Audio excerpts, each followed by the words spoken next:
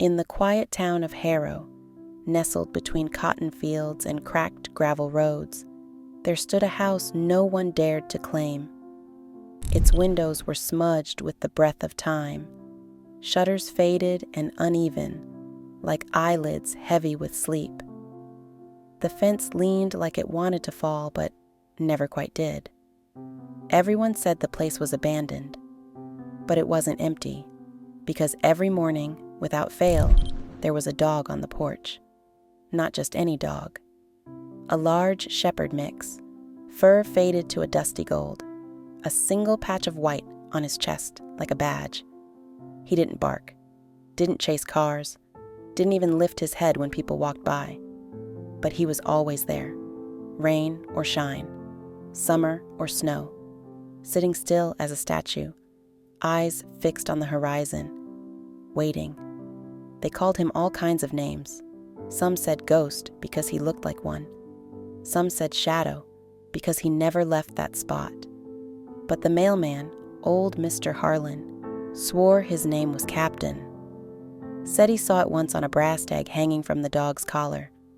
Worn thin, but still legible. Captain. When the town got curious, a few folks tried to get close. He didn't growl, didn't run, just looked. And somehow you felt like he was seeing right through you. Nobody ever fed him. But he wasn't starving. And every morning, there was always a fresh bowl of water beside the steps. Some folks said the rain filled it. Others claimed the wind knocked it over and someone said it right, but nobody ever saw it happen. The strangest part? Every year on August 12th, Captain would disappear, just for a day. Then the next morning, like clockwork, he'd be back, in the same spot, staring down that empty road, waiting. Lila hadn't been back to Harrow in 15 years, not since her dad disappeared. She'd been 15 when it happened. He left for a weekend hike and never returned. Search parties scoured the woods. Volunteers covered the trails, but not a trace. No footprints, no gear, no goodbye, just gone. And with him went the life they had. Her mom unraveled, slowly at first, then all at once. Bills piled up. Food got scarce.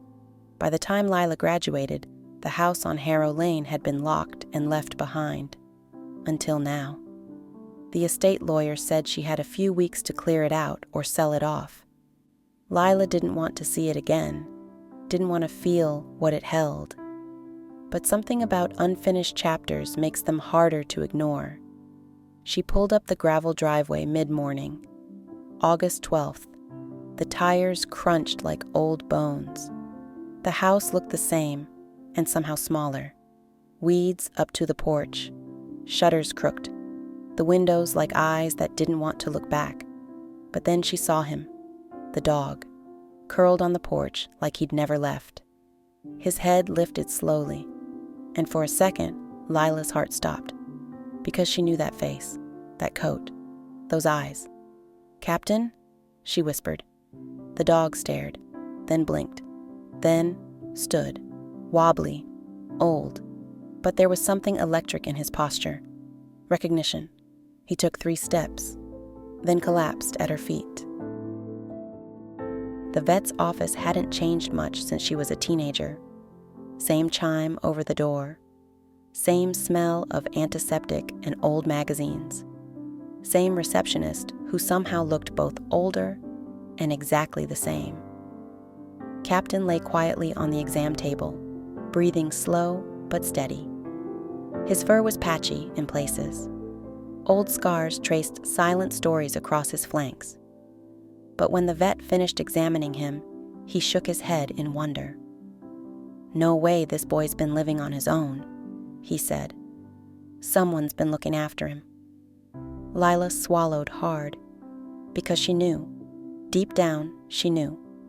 Captain had been looking after himself, waiting, holding vigil for someone who hadn't come back. They ran scans, checked for chips, nothing, just that old brass tag. She turned it over in her hand again, reading the name she remembered from long ago. Captain. But there was something more, something she hadn't noticed before. Worn nearly flat against the metal, barely visible except in a certain light were two additional lines. If I'm alone, I'm still looking. T.R. Dalton. Her father's name. Thomas Reed Dalton. The world tilted. The room faded at the edges.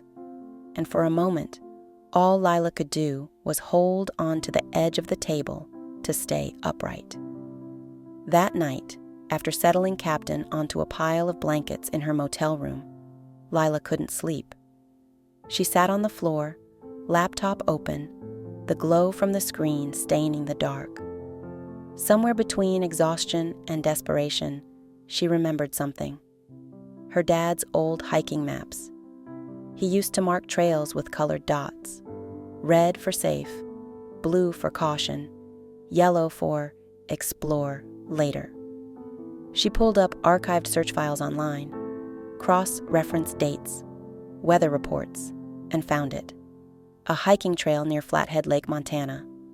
A massive landslide reported there, exactly 8 years ago, August 12th. But there was more, buried in an old sheriff's report. Unconfirmed witness sighting. Injured man seen near Eagles Hollow Ridge. Disappeared before rescue teams arrived. A timestamp. A description. A witness who swore the man was limping but carrying something. Maybe a pack. Or maybe a dog. Lila's breath caught in her throat. Captain hadn't just been waiting. He had known. He had remembered. And somehow, some way, her father might still be out there. The next morning, Lila packed what little she had.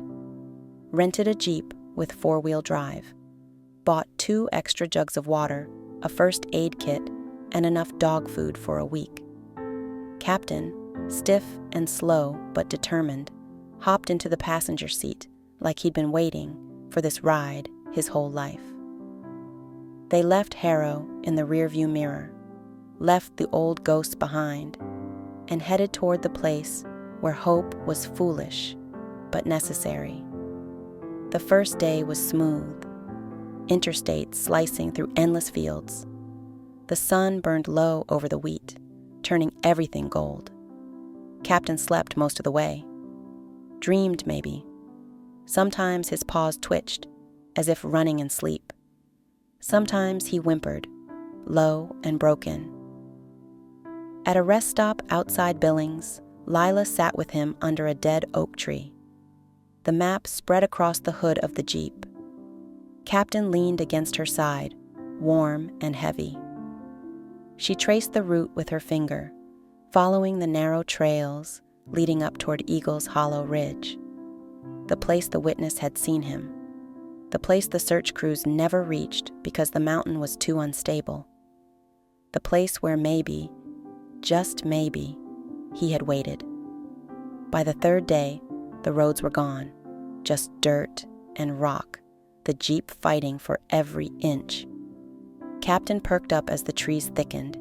His nose lifted to the air like he was scenting something only he could smell. At a clearing, Lila stopped. No more driving. It would have to be on foot from here. She strapped on the old pack, laced her boots, and called to Captain. He came, without hesitation, without fear. Side by side, they crossed the threshold of the trees. Side by side, they stepped into the wild. And somewhere beyond the next ridge, hope was waiting. The first few miles were easy, a dirt trail, softened by years of rain and animal paths, weaving gently through pine and brush. Captain stayed close, his gait slow but steady. Each step seemed to pull something unseen from the ground, memory maybe. They made camp the first night near a dry creek bed. The stars were thick enough to touch. Captain curled close to the fire, one eye always half open, as if guarding her. Lila lay awake most of the night, heart thrumming with a fear she couldn't name. She wasn't afraid of the woods. She wasn't afraid of getting lost. She was afraid of finding nothing. Afraid the story she had pieced together out of scraps and hope was just another version of goodbye. At dawn, they climbed. The terrain grew harsher. Sharp stones, loose gravel, slopes that stole breath with every step. Captain moved slower now, but he refused to stop. Every time Lila paused to catch her breath, he was already a few feet ahead, glancing back as if to say, "Come on, we're close." By midday, the sky darkened with the threat of rain. Lila's boots slipped on wet moss. Branches clawed at her sleeves, but she pressed on, fueled by something older than fear. Loyalty? Memory? Love? Then, at mile 4, Captain froze. He stood perfectly still, nose lifted, muscles tense. A low whine escaped his throat. Lila followed his gaze. There, half hidden by a tangle of blackberry vines, was a narrow opening in the rock. A cave. Her heart slammed against her ribs. She pushed aside the vines, scraped her arms raw, and stepped inside. The air was cold and damp, the walls slick with moss. Her flashlight beam quivered as she moved forward, afraid of what she might find. Inside the cave was the wreckage of a life paused. A tattered sleeping bag, rusting cans, a battered backpack leaning against the stone, and taped to the wall, fluttering slightly in the draft, a sheet of paper. Lila's hand shook as she peeled it free. The ink was smudged, but the words were still clear.